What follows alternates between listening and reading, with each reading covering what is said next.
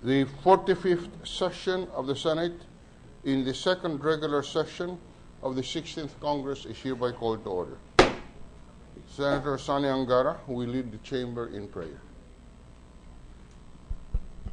Panginoong mapagmahal at mapagkalinga, kami ay nagpapasalamat sa mga biyayang ipinagkaloob sa amin, sa aming mabuting pangangatawan at kaisipan, ng aming pamilya at ng sambayanan. Maraming pong salamat sa pagdalaw ni Pope Francis na nagbigay sigla sa aming pananampalataya at nagpaalala na kami ay mga anak mo at nararapat lamang na magturingan bilang magkapatid, nagmamahalan. Naway isa puso namin at isaisip ito sa aming pang-araw-araw na gawain sa loob at labas ng aming tahanan at ngayon sa loob ng bulwagang ito. We pray, Father, for the repose of the souls of the young policemen who lost their lives in Maguindanao. May they and their families find peace. May our beloved country find peace. May we eventually emerge from this a stronger, more fortified nation. We pray for your wisdom. We pray for your peace to reign in our hearts. Teach us to love one another. Teach us to pray together that we may truly live in peace. We boldly ask all these in your holy and mighty name, Lord Jesus, King of peace, as we also ask for the intercession of Mother Mary. Amen. Thank you, Senator Angara. The Secretary will call the roll. Roll call of members. The Honorable Senators Angara, Aquino, Binay, Cayetano Alan, Peter Compañero S., Cayetano Pia S., Defensor Santiago, Ejercito, Enrile, Escudero, Estrada, Gingona, Hunasan, Lapid, Legarda, Marcos, Usmeña, Pimentel, Poe, Recto, Revilla, Soto, Trillanes, Villar, Senate President Rilon.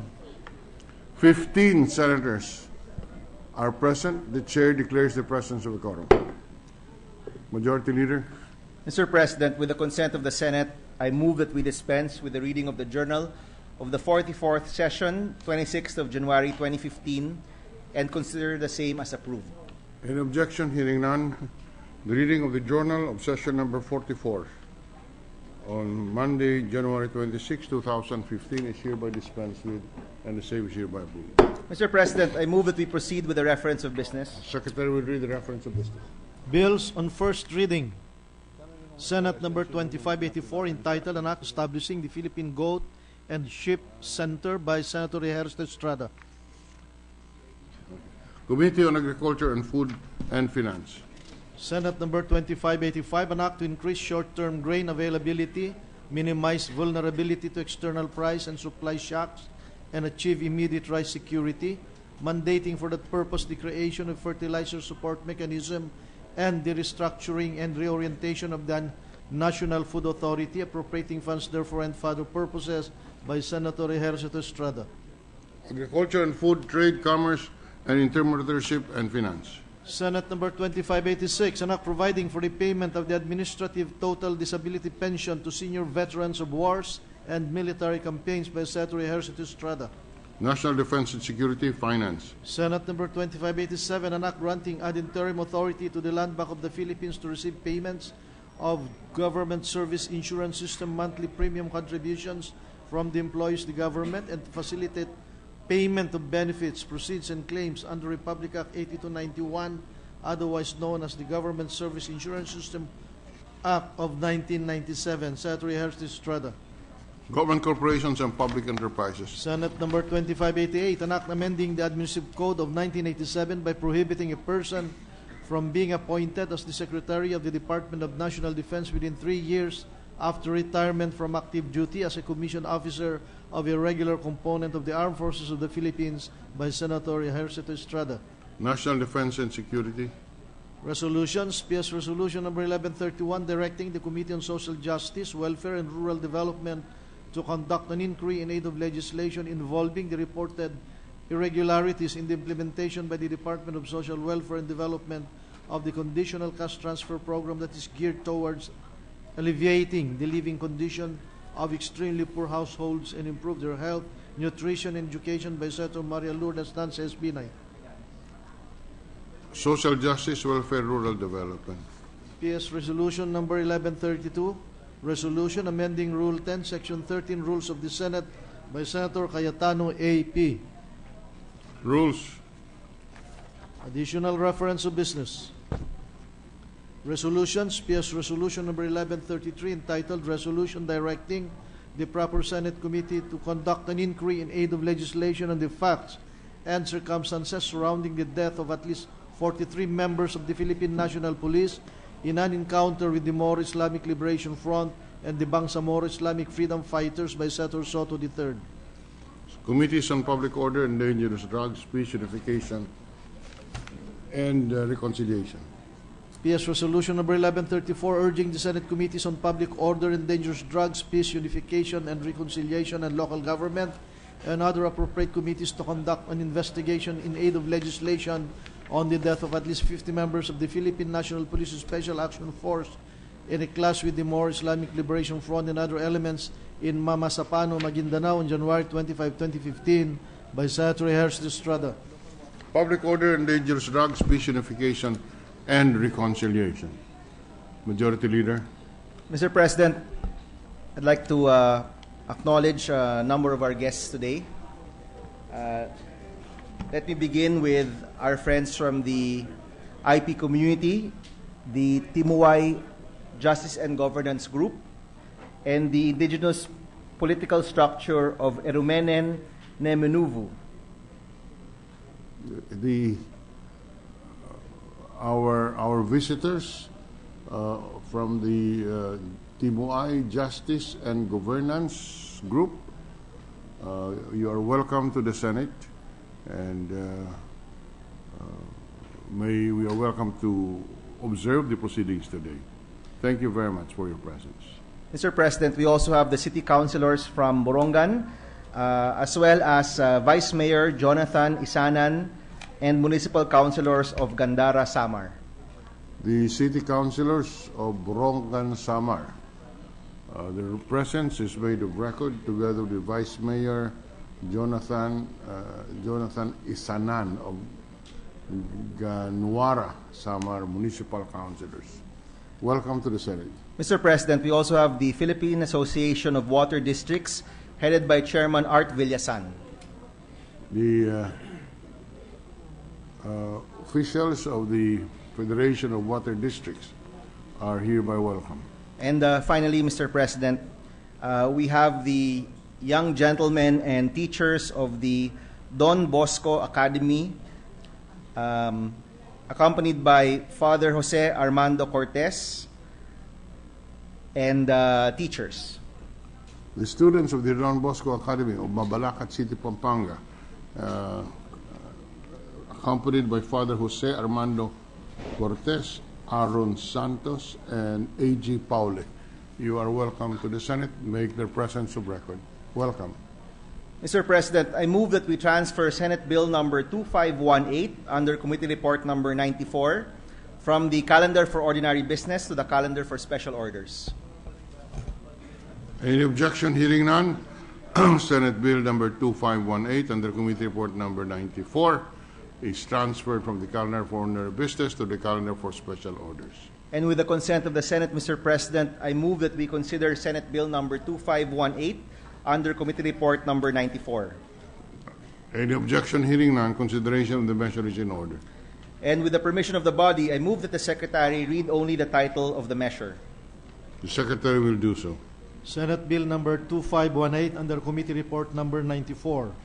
An act removing the conditions for the condonation of all unpaid taxes due from local water districts, amending for the purpose Section 289A of the National Internal Revenue Code as amended. Mr. President, I move that Senator Sani Angara be recognized to sponsor the measure. The Senator Angara is recognized.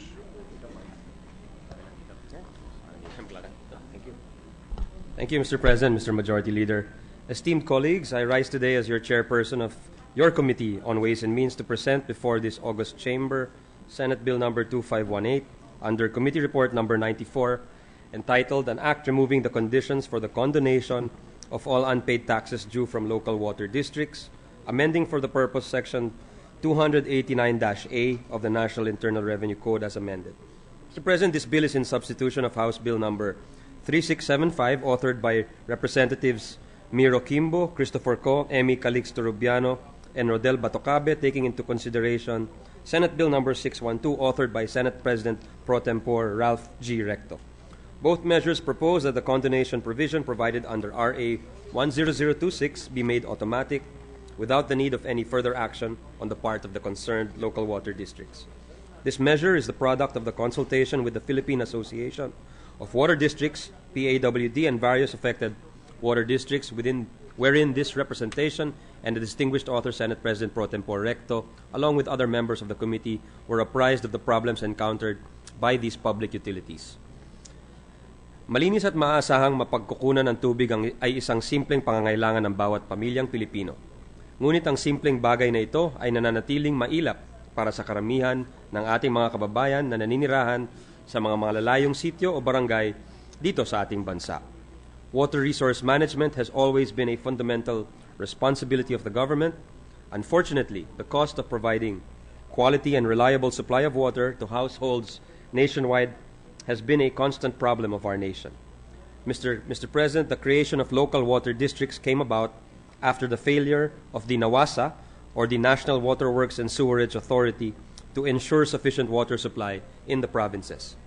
A study was commissioned by the government to develop a national policy that would ensure Filipinos in the countryside would have access to safe and potable water. This resulted in the enactment of Presidential Decree number 198 on May 25, 1973, entitled the Provincial Water Utilities Act of 1973, which was later on considered as the charter of the LWDs, or local water districts. The unique role of local water districts has long been recognized by Congress. From being classified as quasi-corporations, local water districts are now considered as GOCCs, or government-owned and controlled corporations. With the passage of Republic Act 10026, an act granting income tax exemption to local water districts, in March 2010, the constant policy changes in the tax treatment of water districts have been resolved. What are the features of Republic Act number 10026? Well, under this Republic Act, the nagging question of whether or not local water districts are subject to income tax was finally settled. This law included water districts in the short list of exempted entities under Section 27, Paragraph C of the National Internal Revenue Code, or NIRC. The purpose of this amendment was precisely to remove the apparent disparity in the tax treatment given to local water districts vis-a-vis other public utilities of a similar nature, such as the MWSS, the Metropolitan Waterworks and Sewerage System, and the NAPOCOR, or National Power Corporation. This difference in tax treatment was said to be one of the reasons that stunted the growth of the water industry. Under RA 10026, the income tax savings of these water districts should be devoted to the improvement of water quality and to the expansion of their water services, more specifically in financing, first, capital expenditures such as the purchase of lots and construction of structures; second, rehabilitation, development, improvement, and expansion projects such as wells, pumping stations, pipeline expansion, well drilling, and development of new water resources; third, purchase of electromechanical facilities including pumping equipment, power generators, and water treatment facilities; and fourth, purchase of motor vehicles, office equipment, and information technology equipment. Under RA 10026, what was provided was not merely an income tax exemption, but also a condonation of all unpaid income taxes of water districts from August 13, 1996, up to the effectivity of this law, subject to certain conditions. First is that the Bureau of Internal Revenue, or the BIR, would establish the financial incapacity of the concerned local water district to meet such obligations for the period stated therein, and second, that the water district availing of such condonation would submit to Congress a program of internal reforms. With this law in place, local water districts are finally given the recognition they deserve as public utilities. Binigyan po ng Kongreso ang mga local water districts ng karapatang gamitin ang perang dapat ibabayad sa buwis para mapalawig ang kanilang serbisyo sa mga munisipalidad, syudad at probinsya. RA 10026 granted them financial flexibility in devoting their funds to the continued development of their water services. More importantly, this law greatly contributed to the continuing viability of local water districts. It is most unfortunate, Mr. President, that the noble intention of this law is being defeated by the non-issuance of the requisite revenue regulations by the BIR.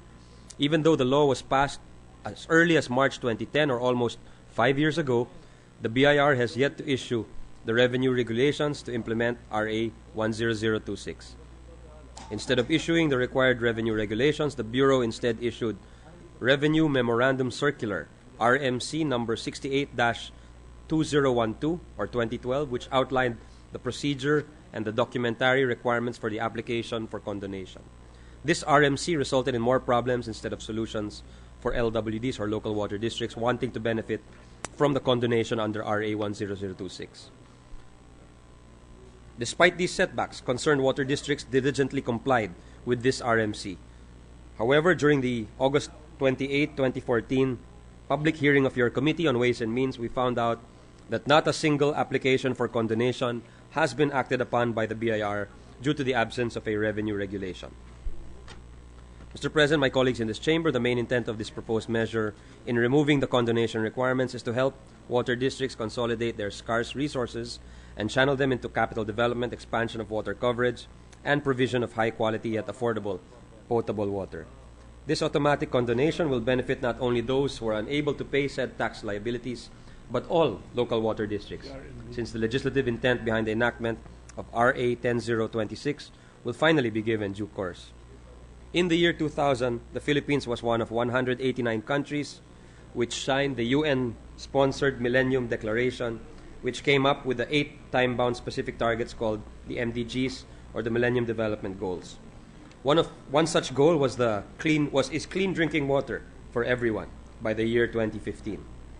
The MDG for water and sanitation mandates the Philippines to increase the proportion of Filipino families with access to safe water supply from 73% in 1990 to 86.5% in 2015. Mr. President, it is undeniable that local water districts play a vital role in the fulfillment of this particular MDG by providing potable water to areas that are beyond the reach of the big water utilities. Although there are some areas in the country that are still waterless, LWDs are able to greatly increase access to safe drinking water. According to the LUA, the Local Water Utilities Administration, there are 844 local water districts formed in the country. This number, however, does not include the 21 water districts dissolved after formation. As of December 2013, there are 514 operational water districts broken down as follows: Luzon 290, Visayas 114, and Mindanao 110. Ginoong Pangulo, ang 514 water districts na ito ay kasalukuyang nagbibigay ng malinis na tubig sa humigit kumulang na 19 na milyon nating mga kababayan. Ang rehiyon na may pinakamataas na bilang ng operational water districts ay ang Region 3 o Gitnang Luzon, kung saan meron 85 water districts sa kasalukuyan at nagsisilbi ng mahigit 4 na milyong mag-anak.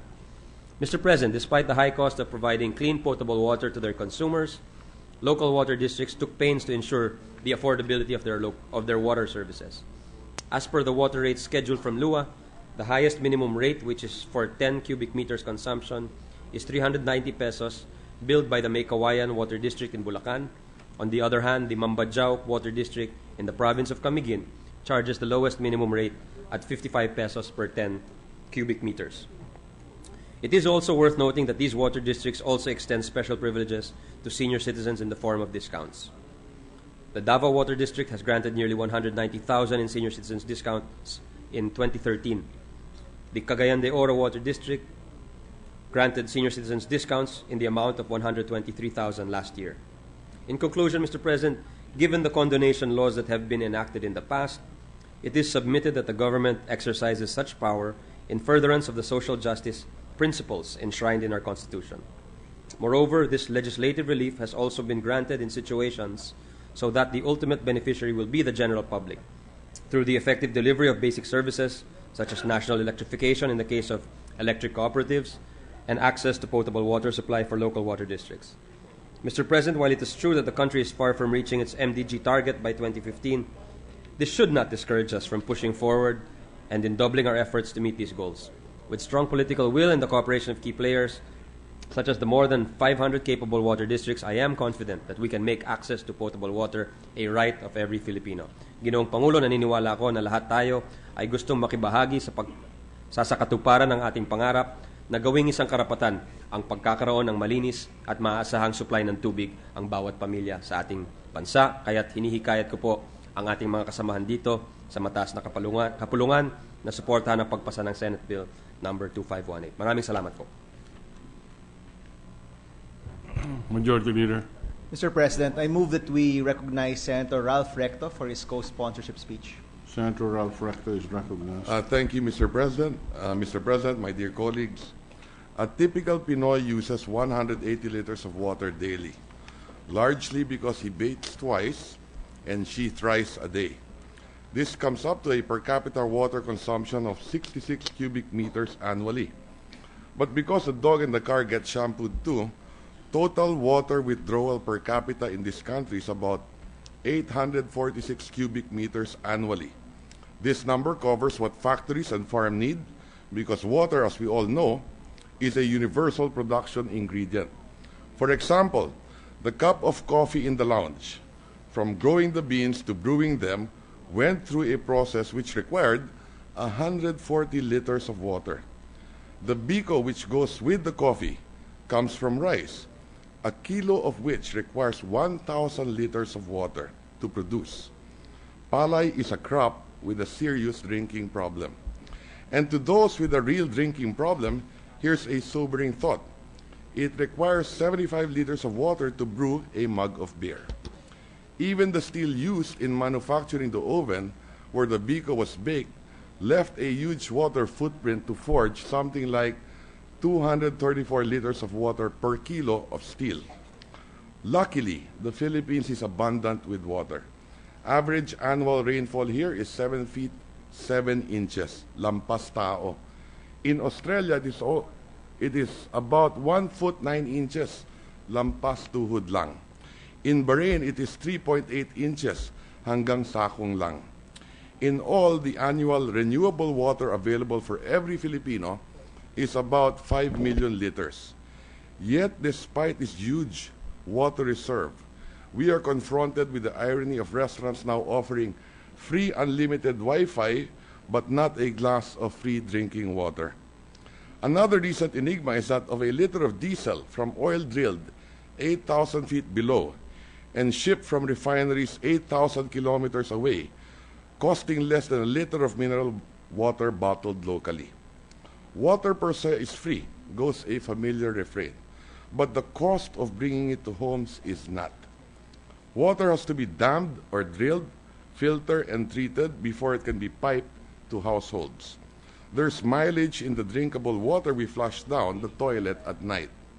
Much of the work in bringing clean water to homes is done by local water districts. They account for 1 in 5 water connections in the country today. So this bill is about the value and the viability of 514 local water districts which work round the clock so that 20 million Filipinos have water to drink. And to better appreciate what this bill is all about, we have to go back to the source. The legal fountainhead of water districts is Presidential Decree 198, or the Provincial Water Utilities Act of 1973, which is regarded as the charter of local water districts. The PD clothed local water utilities with a tax-exempt status, opening the floodgates for the creation of local water districts. The exemption covers income taxes, national and local taxes and fees, and duties on imported machinery and equipment. However, this tax-exempt status was diluted over the years as a slew of laws canceled it. To add to the confusion, there were, on the other hand, laws which restored these privileges or conferred tax breaks again. The result is a muddled pool of laws which, like murky water, must be filtered of its inconsistencies. The Congress finally had the chance to clear it up by passing Republic Act 10026 in 2010. Republic Act 10026 unequivocally put LWDs, or local water districts, in the list of income tax exempt government agencies, ending all ambiguities to its tax exempt status. This, however, came with the qualatilla that what amount that would have been paid as income tax should be spent by the LWD to improve or expand its services. In short, foregone taxes will be used to finance improvements, like new wells and fresh sources, new pipes and modern meters to end leaks, and even computers to plug leakages of the monetary kind. In addition, Republic Act 10026 condoned the tax obligations of local water districts from August 1996 up to the time that the Republic Act 10026 took effect in March of 2010. But to avail of this, water districts must comply with certain conditions. One is for them to submit to Congress a blueprint for internal reforms and good housekeeping. Another is for the Bureau of Internal Revenue to diagnose an LDB's financial health by examining the submitted financial statements and finding it financially incapable, grant the condition. Unfortunately, like many Congress-passed laws signed by the President, Republic Act 10026 bogged down in the execution. One of the classic implementation hiccups is the unique Philippine phenomenon known as legislation through IRR, when what is not intended by the law is inserted in implementing rules. But the case of Republic Act 10026 is more disturbing. There was no revenue regulation issued at all. Instead, what was issued by the BIR 2 years after the law's enactment was a revenue memorandum circular. However, this RMC 68-2012 merely prescribes the procedure in submitting the documentary requirements and applying for condonation. Compounding the delay in the issuance of the RMC was the narrow compliance period granted by the BIR of less than 6 months. Despite this, 161 water districts diligently applied for condonation, with 78 in BIR's view able to comply with the documentary requirements.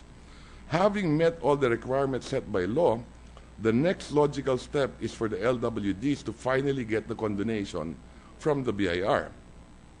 But how could they when the BIR itself has not issued the necessary revenue regulations almost 5 years after the law's enactment? Without this all-important RR, no grant of condonation is possible. This makes Republic Act 10026 dead in the water. Apparently, this kind of delay or desistance on the part of agencies tasked to carry out laws is not confined to BIR alone.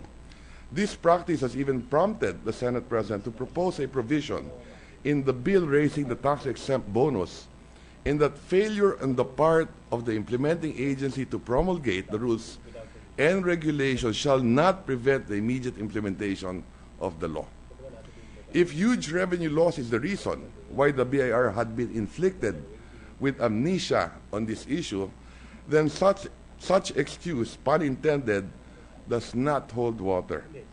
Let us look at the numbers. The 78 local water districts had a combined liability of 842 million, and the total receivables from all LWDs is 1 billion. The reason I am citing this is to compare it with obligations incurred by other industries, which the government, in an act of grace, condoned in the past. The fact is, debt cancellation is not a principal alien to government, which it seldom practices. We have undertaken bailouts of distressed firms and buyouts of their liabilities. We have written off debts and crossed out arrears in the book of government corporations in amounts far greater than what LWDs are asking. Worse, some infusion in the billions of pesos were made without the executive informing us of the move, which by law is not solely theirs to make. 3 years ago, 30 billion in 3 tranches was plowed to the central bank as added capitalization without congressional leaders receiving a text that the transfer has been made. In the power sector, we have written off hundreds of billions of their debts. In numerous pieces of legislation, banks, which are hardly examples of penury, have been given reprieves, the SPAV to cite one. In legislative franchises granted to operators of public utilities, tax waivers are embedded. At least those waivers were debated in the open. Incentives, tax holidays granted by bureaucrats are not. In contrast, what LWDs are asking is a drop in the bucket of what have been given to private companies. Far bigger amounts have been forgone by the government to improve the bottom line of profit enterprises. The investment red carpet is rolled out to firms that will later repatriate profits made bigger by tax breaks. Yet, local water districts organized for the common good has to go through the legislative ringer so they can retain part of their income to improve their customer services. The latter, after all, is the commandment of Republic Act 10026, that money which should have been paid as tax be used to make services better and bigger. And the records show that they have done so. The Cagayan de Oro Water District applied for 20 million in tax savings to resuscitate dead wells. In the Visayas, the Metro Cebu Water District plowed back 67 million in capex for better distribution lines. This is the kind of dividends we want to see, not through checks to stockholders, but better service to customers. There are two kinds of water companies: those whose profits trickle up to their owners, and those whose income trickle down to their consumers. As senators, we are routinely flooded with pleas from groups who want us to forgive their debts and deliver them from liabilities. Of the many prayers we receive, this is one which we should grant, because the dividends realized will not end up as private profits but better public service. And in this age of unbridled profiteering, public service may very well include restraint in levying tariff hikes, which many LWDs serving poor communities observe. To cite one example, Mambadjao Water District in Camiguin charges 55 pesos for the first 10 cubic meters. That is what Maynila charges additional cubic meter, in excess of 150 cubic meters of water a month. Mr. President, the challenge of providing clean water for all in the years to come is getting tougher. If 1.8 million people are added to our population yearly, then we have to correspondingly increase our potable water supply by 118 billion liters annually. In addition to this future demand, which must be met, there is a backlog to be wiped out. At a time when man has landed a rover in Mars, the irony is that 16% of homes still have no access to clean water in this part of the world. At a time when we have catapulted a probe 15 billion miles from the sun, the equivalent of a galactic home run, 12% of the population here have no flush toilets. There is no right as basic as access to clean water.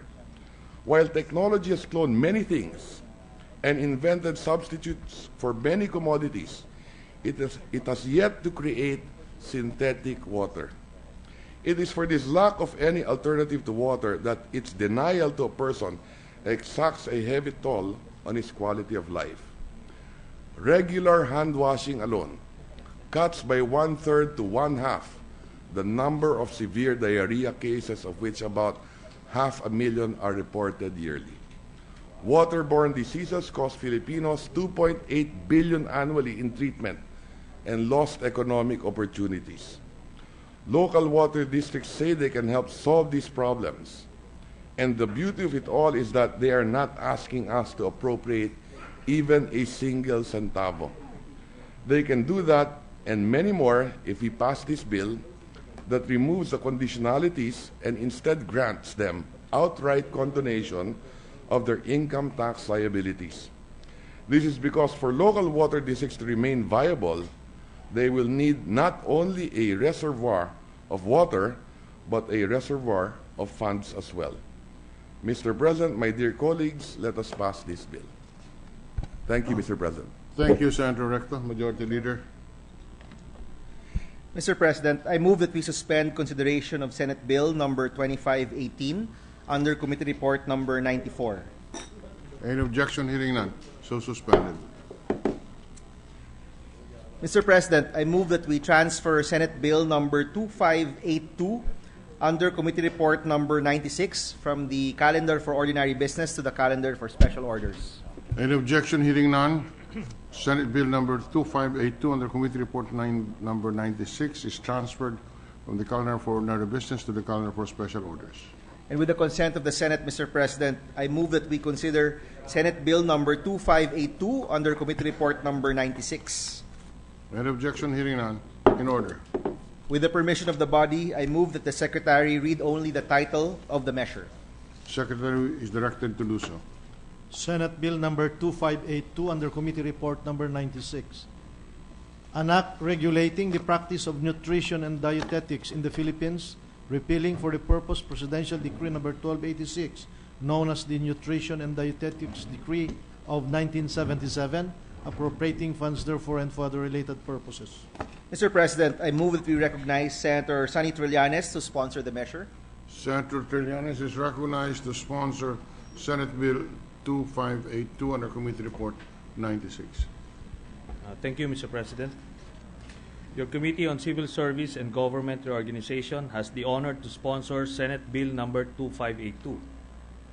Mr. President, international organizations such as the United Nations Children's Fund, Asian Development Bank, and the World Bank recognize the importance of nutrition and dietetics in human development and nation building amidst the era of globalization and climate change, which have adverse effects on health and quality of living.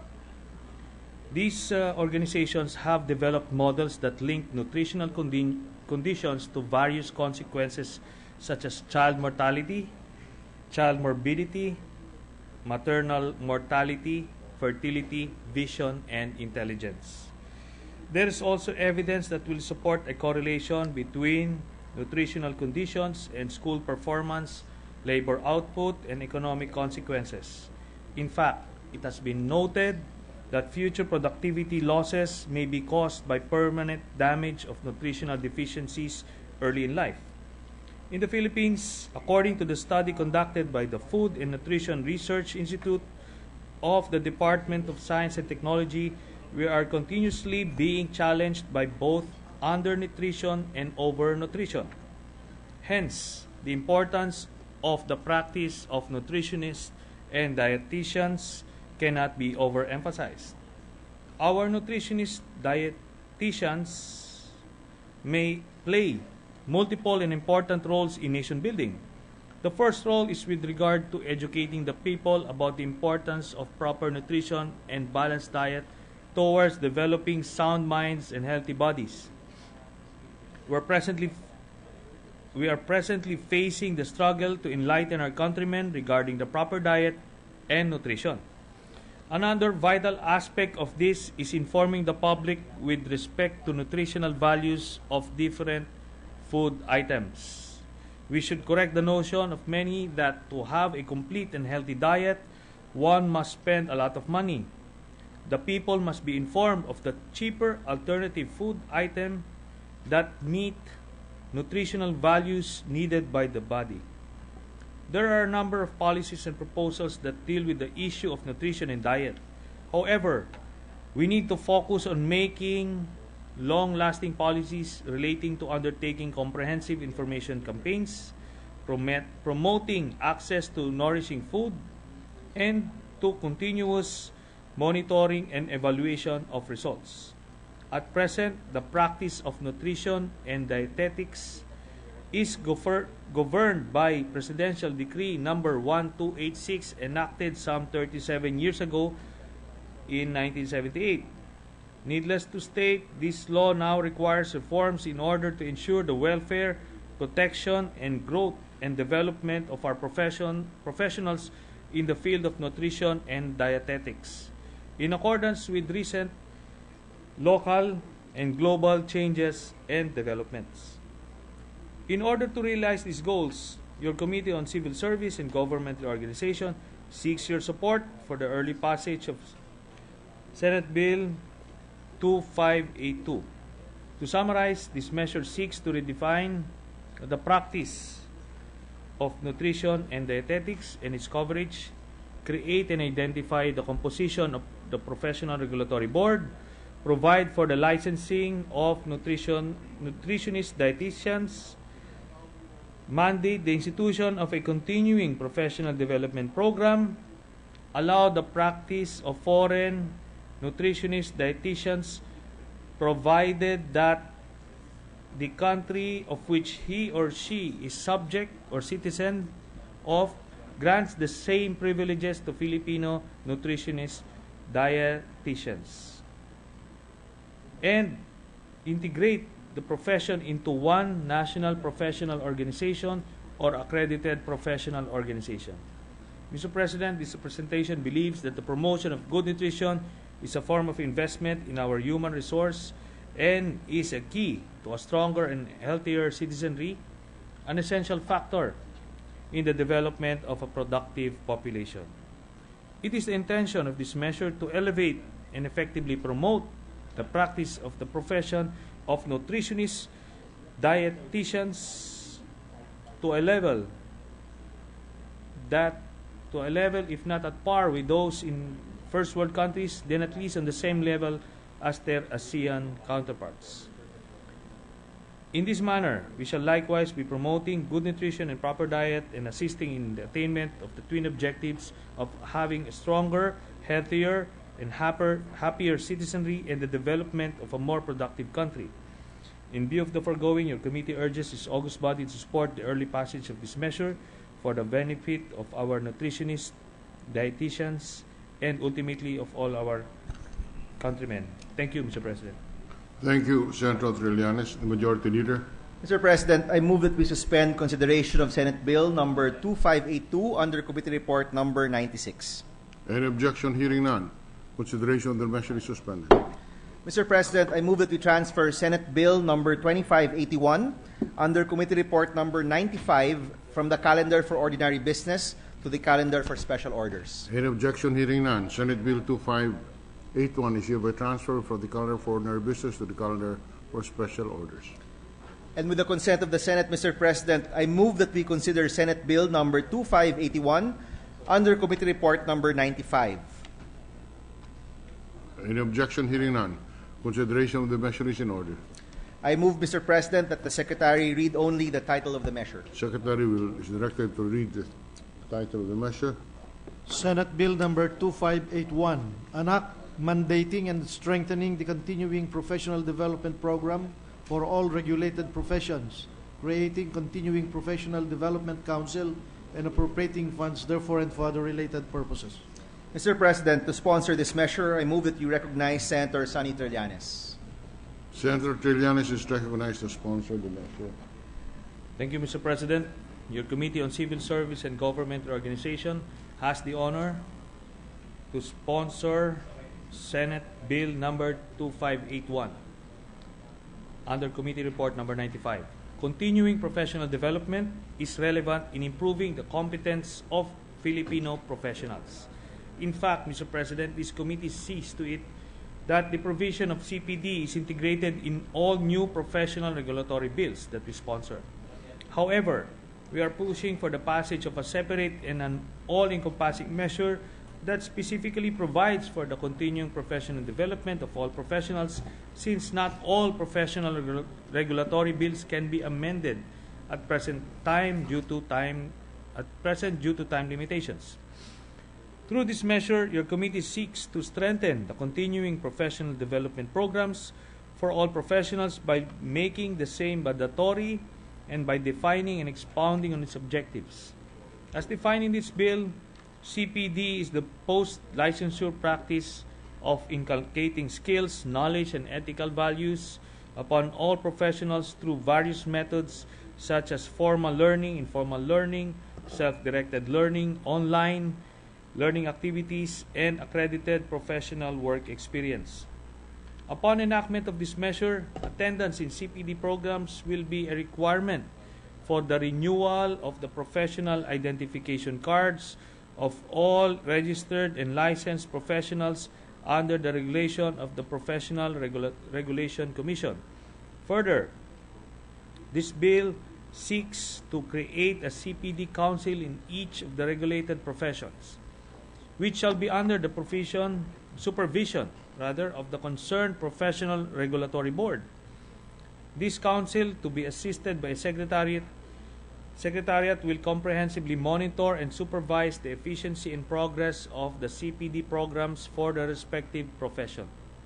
Mr. President, this measure will not only help recognize and ensure the contributions of our professionals in lifting the general welfare and promoting the economic growth and development of the nation, but will also promote and ensure that they are able to maintain, if not enhance, their core competencies in order to respond to national and regional and international labor market needs, in line with the standards set forth in the Philippine Qualifications Framework, the ASEAN Qualifications Reference Framework, and the ASEAN Mutual Recognition Arrangements.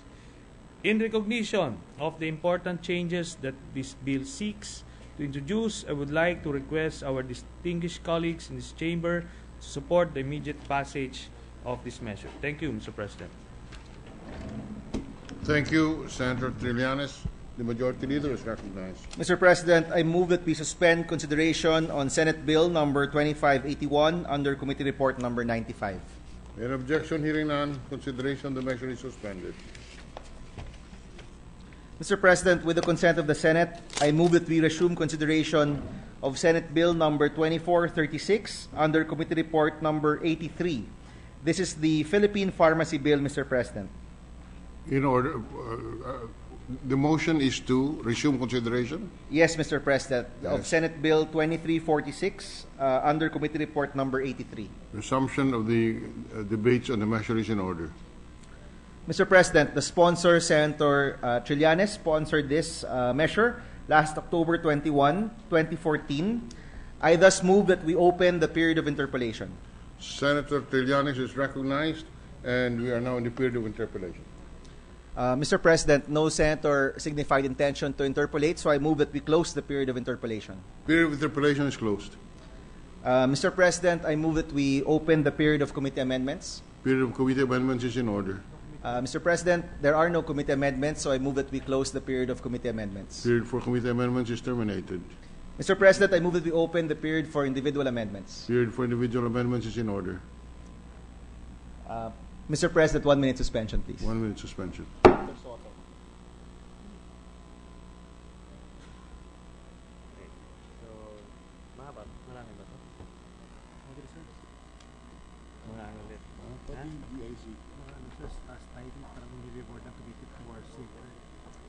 Ready to resume, Mr. President. Session is resumed. Mr. President, I move that we recognize the Acting Senate Minority Floor Leader, Senator Tito Soto, for his individual amendments. Sorry. I move that we recognize the Acting Minority Floor Leader, Senator Soto, for his individual amendments. Senator Soto is recognized for the period of individual amendment.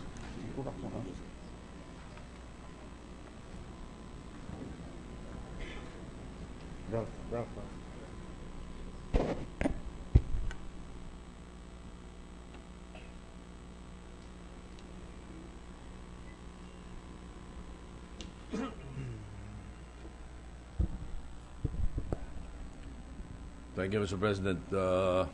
With the indulgence of the sponsor, I no longer made any interpellation and reserved it instead reserved some amendments that I hope the distinguished gentleman will accept. So if the gentleman will agree, I would like to propose some individual amendments, Mr. President. Gladly, Mr. President. Thank you, Mr. President. May I call your attention to page 2, section 4.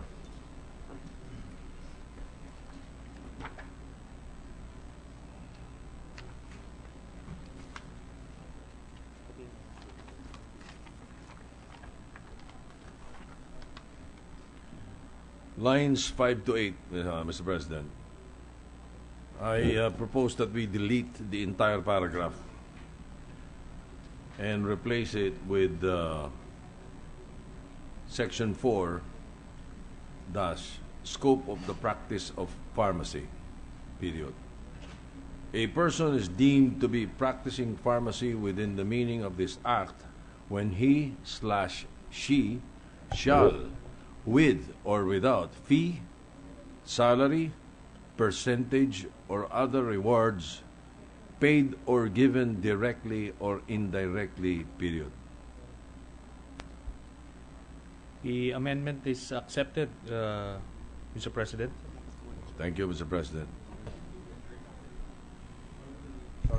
I'm sorry, I was, yes, accepted. sorry. accepted, Mr. President. The amendment having been accepted, any objection hearing none, the SOTO amendment is approved. Thank you, Mr. President. On page 8, section 5,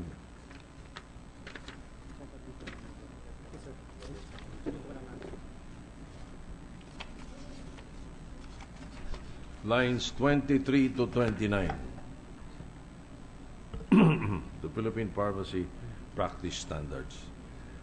Delete the entire subsection, Mr. President, and I propose to replace it with Philippine Pharmacy Practice Standards refers to the established national framework for quality standards and guidelines on the practice of pharmacy issued by the Professional Regulatory Board of Pharmacy in consultation with the accredited integrated professional organization, in parentheses, AIPO. So move, Mr. President, if the gentleman will agree. What does the sponsor say? I accept the amendment. Any Mr. objection? President. Hearing none, the SOTO amendment having been accepted by the sponsor is hereby approved. Thank you, Mr. President. Distinguished sponsor, thank you. May I move on to page 14.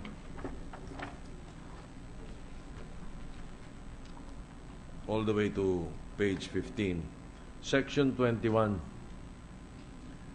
Delete the entire section on foreign reciprocity and replace it from lines 38, page 14 to line 4 of page 15. Replace it with section 21, foreign reciprocity. No foreign pharmacists shall be issued a temporary license to practice the pharmacy profession or consultancy thereof, or be entitled to any of the rights and privileges under this act unless the country of which he is a subject or citizen specifically permits Filipino pharmacists to practice within its territorial limits on the same basis as the subjects or citizens of such foreign state or country. That's it, Mr. President. What does the sponsor say? Amendment accepted, Mr. The President. amendment having been accepted, any objection? Hearing none, approved.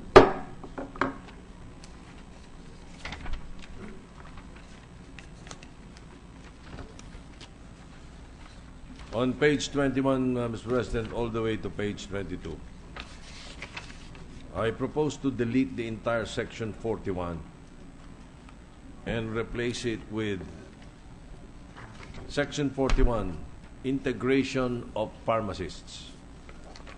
The pharmacy profession shall be integrated into one, in words and numbers, national organization registered with the Securities and Exchange Commission, which shall be recognized by the board and by the commission as the one and only integrated and accredited association of pharmacists. A pharmacist duly registered with the board shall automatically become a member of the integrated and accredited association of pharmacists and shall receive the benefits and privileges appertinent thereto upon payment of the required fees and duties. Paragraph after that. Membership in the integrated and accredited association shall not be a bar to membership in other associations of pharmacists. Period. Mr. President, this is being proposed by the members of the pharmacy profession, Mr. President. So if the gentleman will agree. Amendment accepted, Mr. President. The amendment having been accepted, there being no objection, amendment is carried. Thank you, Mr. President. I'm sorry, Mr. President. I have an anterior amendment.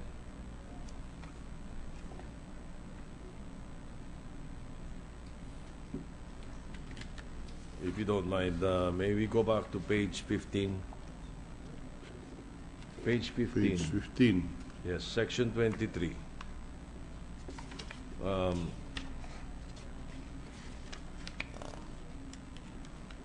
right. Instead of the entire section as read now, I propose that we delete the entire subsection and replace it with medically proven to be addicted to any drug or alcohol by a medical or drug testing facility accredited by the government. Let me, Mr. President, let me correct my numbers. Section 23. Section 23 is grounds for non-registration on page 15. Yes, Mr. President, I think I'm mixing up my numbers. May I have a 1-minute suspension, Mr. President? Suspend it for 1 minute.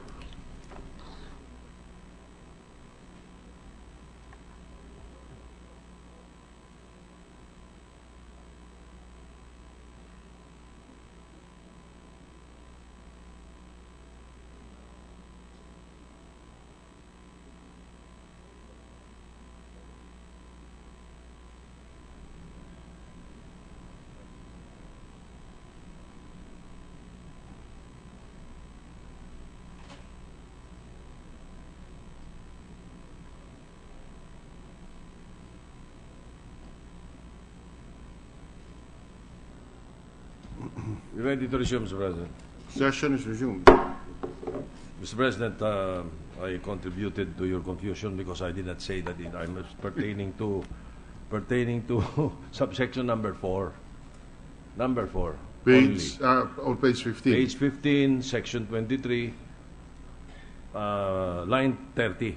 All right. Please proceed, Senator Soto.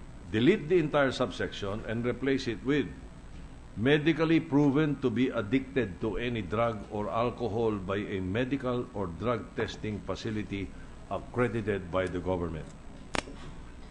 What does the sponsor say? Amended, the amendment is accepted, Mr. President. Any objection? Hearing none. Approved. Thank you, Mr. President. On the same page and section, insert a new section. It becomes a subsection number 5. Declared to be of unsound mind by a court of competent jurisdiction. Again, under the grounds for non-registration, Mr. President. What is this? Accepted, Mr. President. Any objection? Hearing none. Approved. Thank you. And now proceed to page 24, Mr. President. Before you proceed to page 24, Yes. Senator Soto, what happens to lines 1 to 4 on page 16, which is a continuation of the original subparagraph 4 of section 23? It's deleted.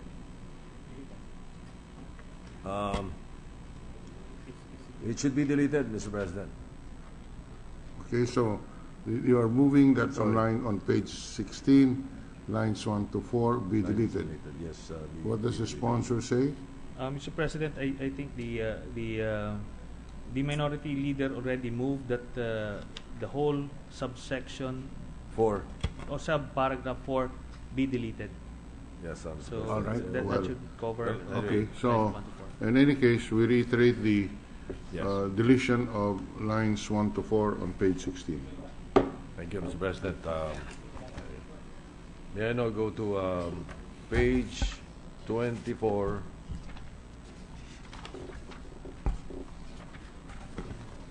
Lines 11, section 46. Lines 11 to 15. Delete the entire paragraph and replace it with section 49. What section? I'm sorry, yes. Section? Section, 49? ba't ba naging 49 to? 46. 46. Yes. 46. 46, Mr. President, I'm sorry. Typo. Section 46. Section 46, penal provisions. Any person who shall commit any of the following acts shall, upon conviction, be sentenced to a fine of not less than 100,000 pesos in words and numbers, but not exceeding 500,000 pesos in words and numbers, and/or imprisonment of not less than 30 days in words and numbers. but not more than 6 years in words and numbers at the discretion of the court. Accepted, Mr. President. Just for clarity, on line 11, 11 to the- 15. sorry, 11 to 15, Mr. President. 11 to 15. Only, yes. Yeah, can you, can the sponsor, I mean, can Senator Soto again read the proposed wording? Okay. Section 46, Penal Provisions. Any person who shall commit any of the following acts shall, upon conviction, be sentenced to a fine of not less than 100,000 pesos in words and numbers, but not exceeding 500,000 pesos in words and numbers, and or imprisonment of not less than 30 days in words and numbers, but not more than 6 years in words and numbers at the discretion of the court, period. What about the place or both? Is that deleted? Is that, I'm sorry. Yes, we are not including it, Mr. President. Okay. So it can only be a fine or imprisonment. It cannot be both. Well, yes, that is my proposal. I will submit to the wisdom of the Senate President. No, Mr. President. we're just clarifying it, that that's the intention of the proponent. Yes. Mr. President, there's already the word "and," so it's both. And or imprisonment of not less than. Yes, Mr. President, Yes. that covers that it may both may be meted. All right. Any objection? Hearing none, approved. Thank you, Mr. President. On the same page, and again, still on section 46, this time on line 16, delete the phrase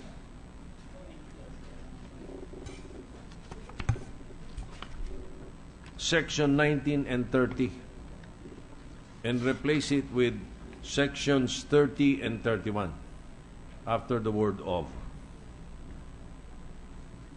Line 16, Mr. President. Amendment accepted, Mr. President. All right, the amendment has been accepted. Any objection? Hearing none, approved. Thank you, Mr. President. I wish to thank the distinguished sponsor for accepting the proposed amendments. May we just, considering that there were some amendments that I proposed and accepted by the committee, may we ask the Secretariat to be authorized to go over the entire text of the bill, reconcile the language of the provisions, and subject it to proper style, Mr. President. The Secretary is directed to do so, to make the appropriate typographical and other corrections which are not substantial in character, in order to conform with the amendments that were proposed and approved by the Chamber. Thank you, Mr. President. Thank you to the sponsor. Mr. Majority Leader, Mr. Majority Leader. Yes, Mr. President, I'd like to thank again the Minority Leader, Senator Soto, for again helping us in refining further our bill. Yes, Mr. President. Mr. President, I move that we suspend consideration of Senate Bill number 2436 under Committee Report number 83. Are there other senators who have expressed intention to submit individual amendments? I asked for a week, Mr. President. Sorry? I asked for a week, Mr. You President. asked from for the a week. sponsor. Okay. Session is suspended. The consideration of Senate Bill 2436 is hereby suspended. I move for a 1-minute suspension, Mr. 1 President. minute suspension.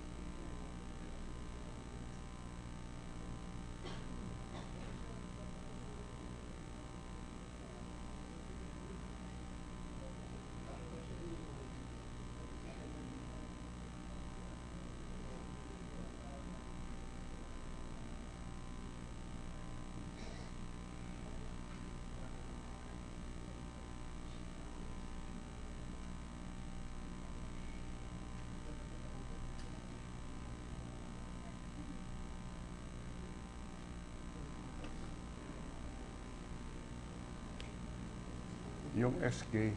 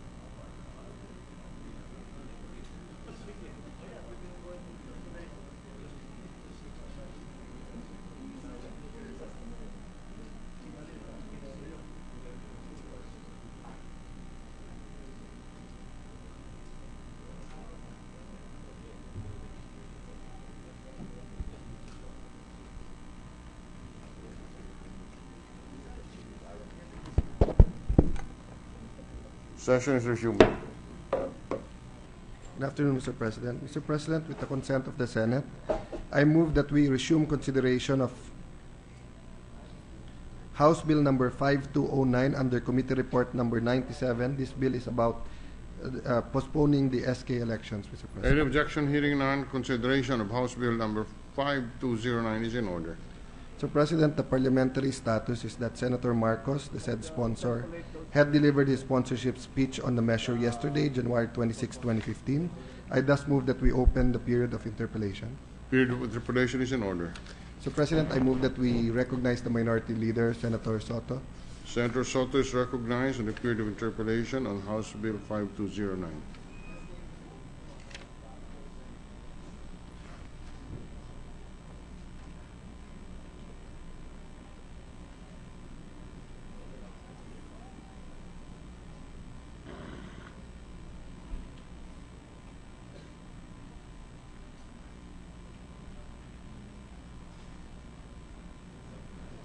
Committee report. May I ask for a minute suspension, Mr. President? 1 minute suspension.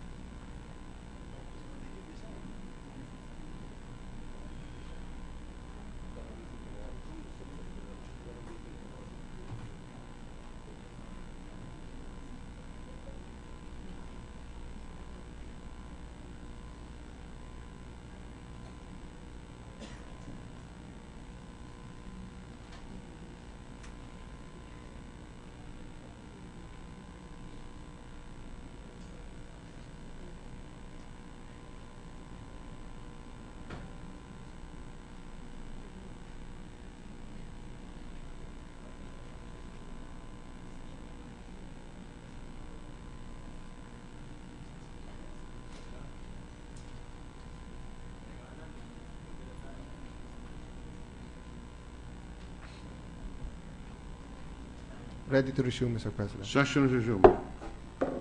Thank you, Mr. President. Will the champion of the youth, Senator,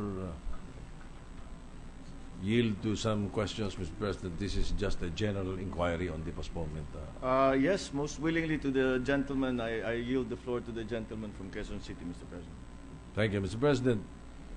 When the President signed into law Republic Act 10632, I understand that the law effectively postponed the election last October 2013 without necessarily allowing holdover of the incumbents, nor we allowed the appointments of temporary SK officials. Is that right? Is that an accurate assessment, Mr. President? That is right. There was much discussion on that subject as to how we will fill the positions, but by appointing SK officers or by holding over SK officers. But I think there were objections to both plans, and so what in fact happened was that we just kept the positions empty and waited till the elections could be held at the date that we specified in the original postponement from October 2013.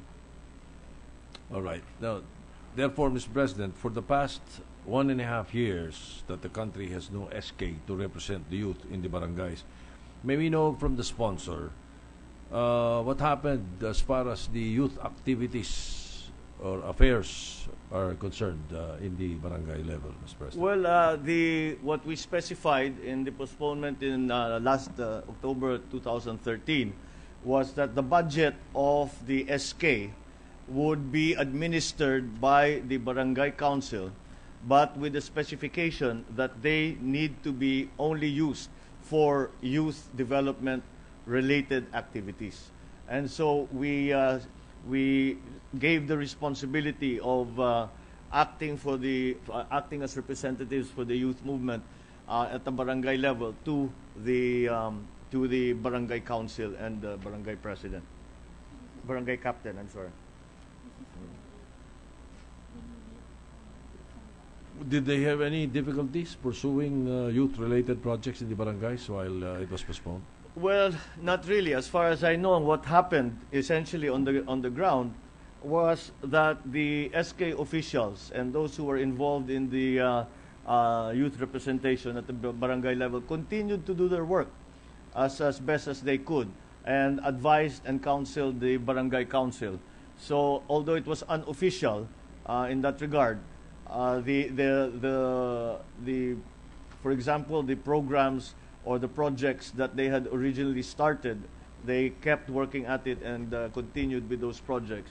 And up to this point, I think that we can see that they have still continued to contribute their experience and their particular knowledge of the youth issues to the barangay council and again the barangay captain. So patuloy pa rin ang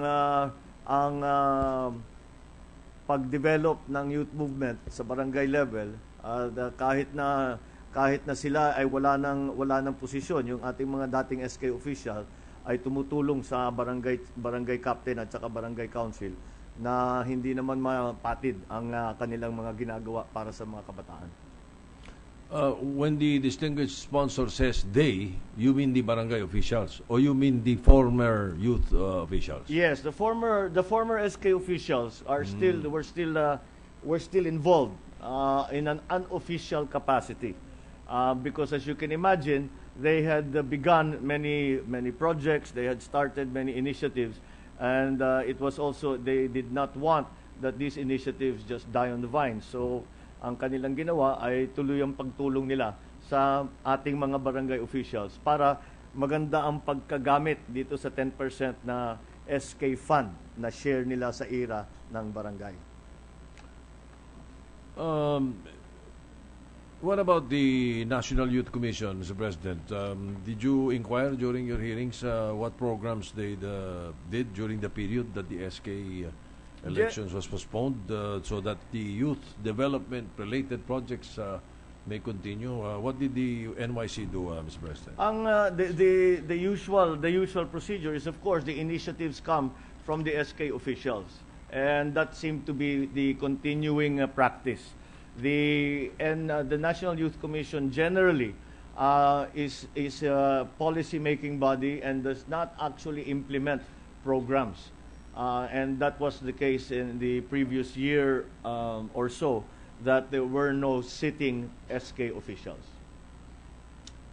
Very candidly, Mr. President, if we pass this next round of postponement, this February 2015, what do you think would be the impact of the postponement? Well, I think that I think it would be more useful to what is the reason that we are asking for this postponement. It was actually, I did not want. It was already proposed when we first postponed that we postpone it till October 2016.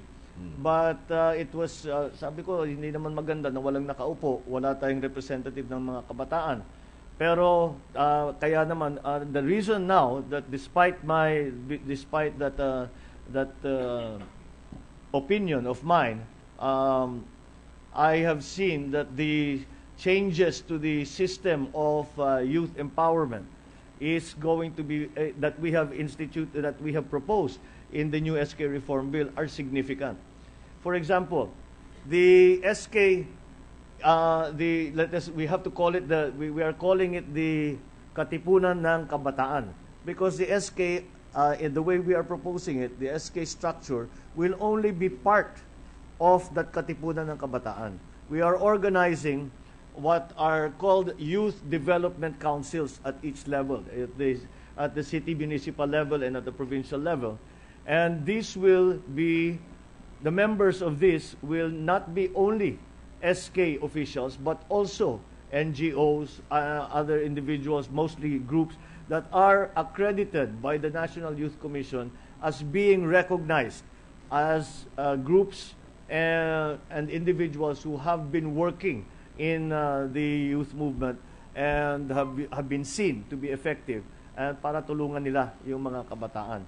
So with that, there is a very different, there will be a very different structure, and we feel that COMELEC will have to conduct their elections differently. For example, yun lamang, the age. The Senate version, the age now of the youth is 15 to 30. The version in the House, as it stands now, is 15 to 24. So the voters list will immediately change. So there are many changes like that which are significant.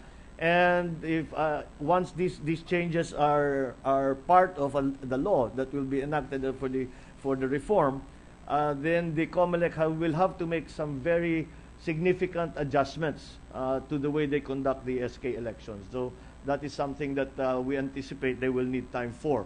Now we have come up to the deadline that was imposed by COMELEC.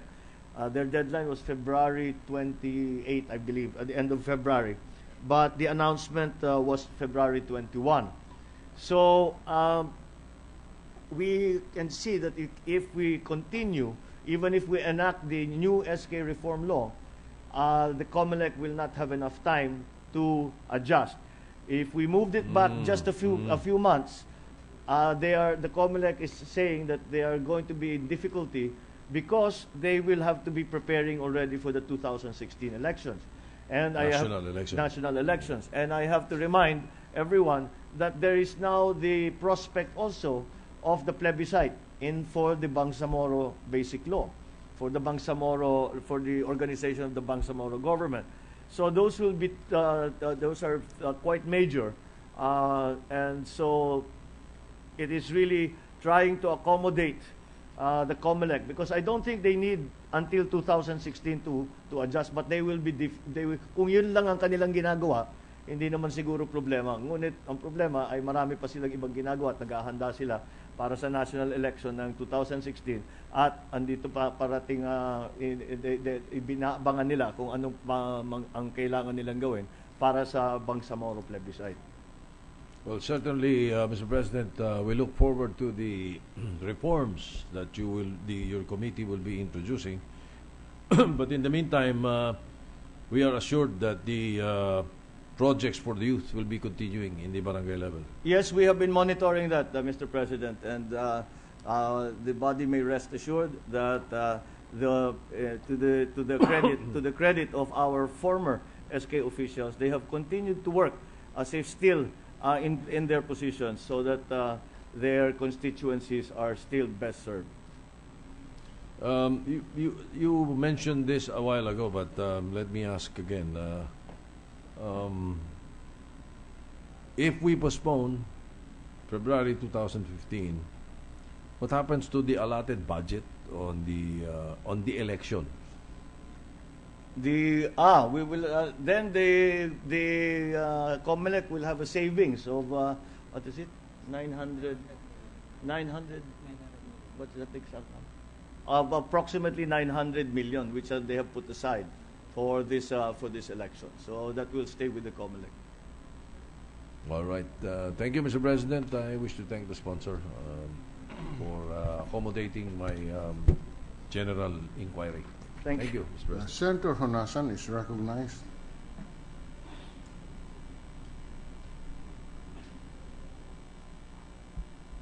Thank you, Mr. President. Mr. President, will the distinguished sponsor, the gentleman from Ilocos, allow just a few comments and one basic policy question?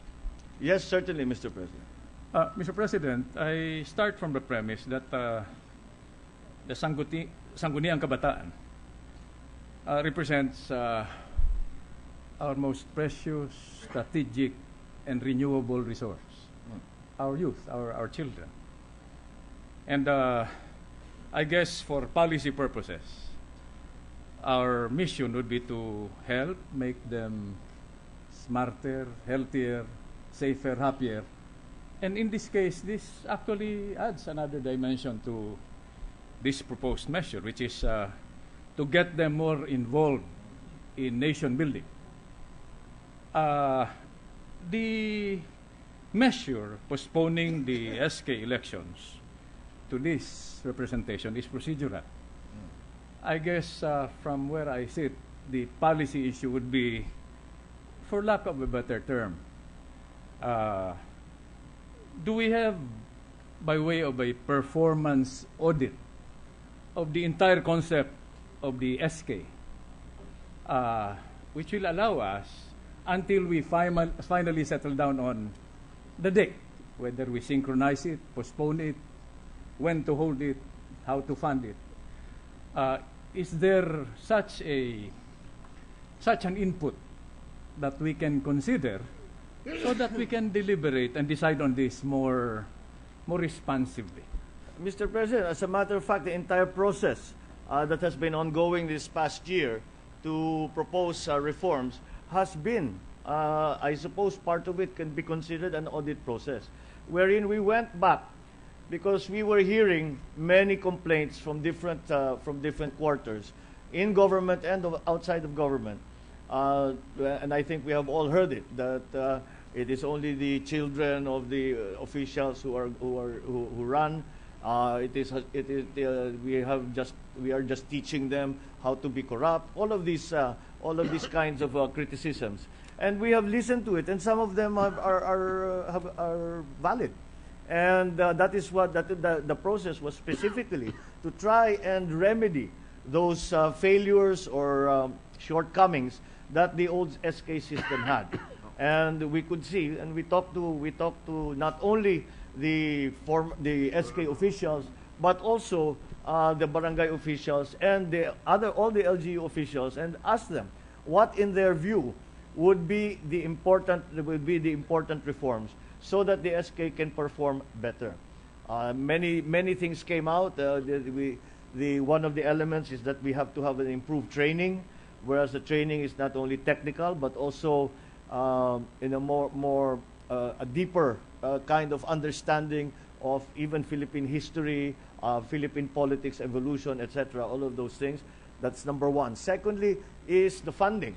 How we can increase the funding of the SK, because as you and I know, many times all the SK is doing is fundraising. Dahil 10% of the barangay era in certain cases is very small, and in many cases hindi na umaabot sa ating mga SK dahil nagagamit sa ibang bagay. And so that is what they are trying to do. So we have tried to accommodate their desire to be able to initiate more significant programs. That is another element. The other criticism was that the age range is too young. So we have studied the experience of other countries. We have studied the actions of the United Nations, for example, or of ASEAN, and how they treat the youth sector in their own countries and internationally, and try to align ourselves with that. And that's why we changed also the age range. So these are some of the basic changes that we are proposing. And they came about because of a study on our part with the SK, the other workers in government, and the constituency, which is the youth, and ask them, what is it that you would like to improve? And what do you think is a weakness, and etc. And with that, the results of that discussions are now the proposals that we are making in the SK reform bill. Salamat po, Mr. President. In short, the SK as a mechanism in local government is still an important component that will allow us to effectively govern at local government. That was the idea from the beginning, but unfortunately we were not doing a very good job of it, because the system I think we gave to our youth was flawed, and we have tried to remedy those flaws. This comes actually from the very simple fundamental principle that we have to recognize, number one, that the Philippines is a very young country. And however you define the youth, the Philippines, the largest sector in the Philippines is the youth. And the youth have very specific issues that belong only to the youth. And therefore, they have to be represented so that government can assist our young people in the problems that they face.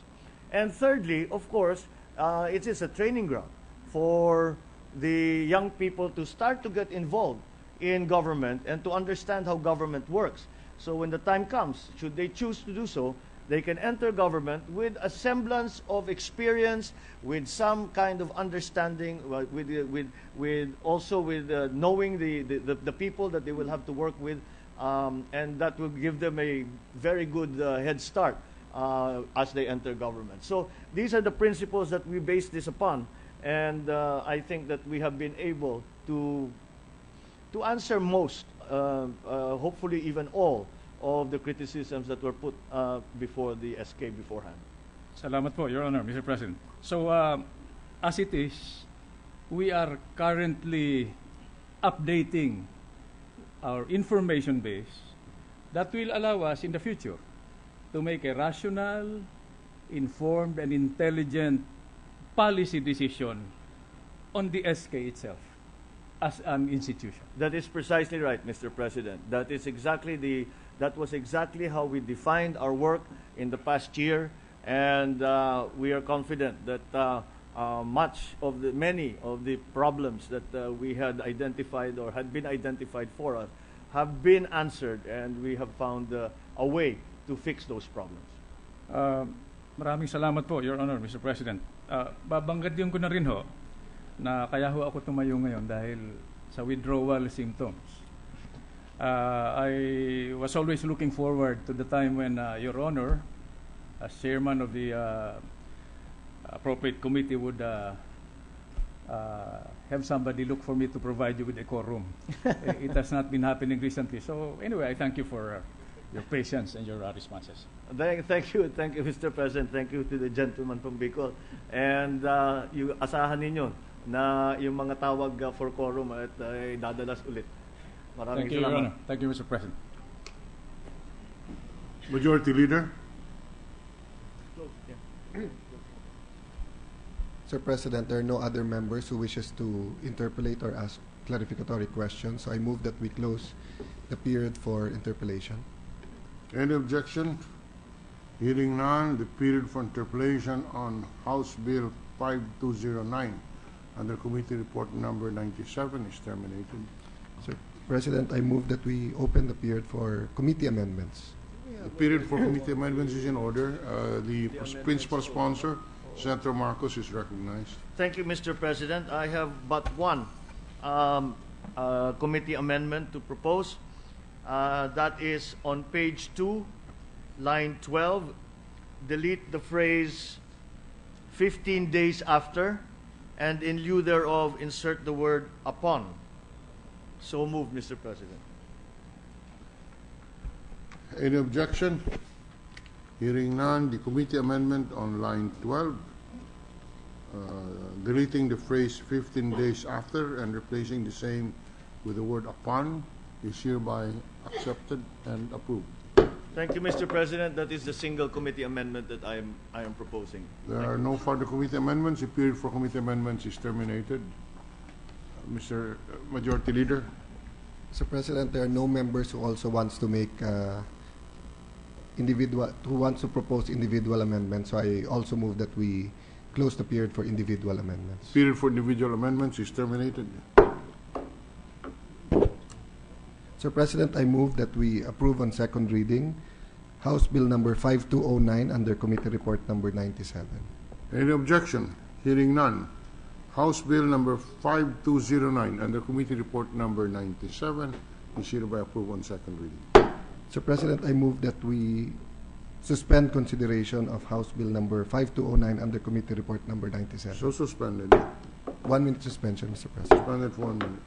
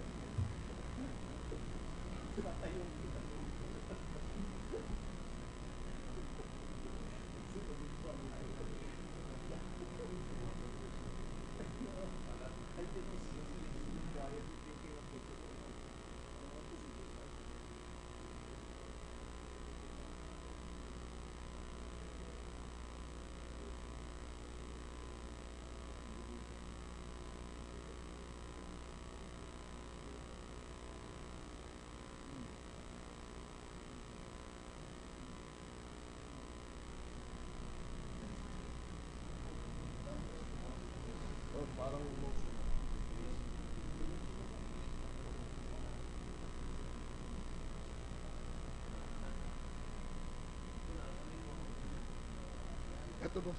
Inaano na. Sarah, i-advance mo na yung kanya. Hindi, okay lang. Ready to resume, Mr. President. Session is resumed. Mr. President, may we recognize the Minority Leader? The Minority Leader is recognized. Thank you. Mr. President, in the Committee on Rules, there are two members of the minority, yours truly and Senator Jinggoy Estrada.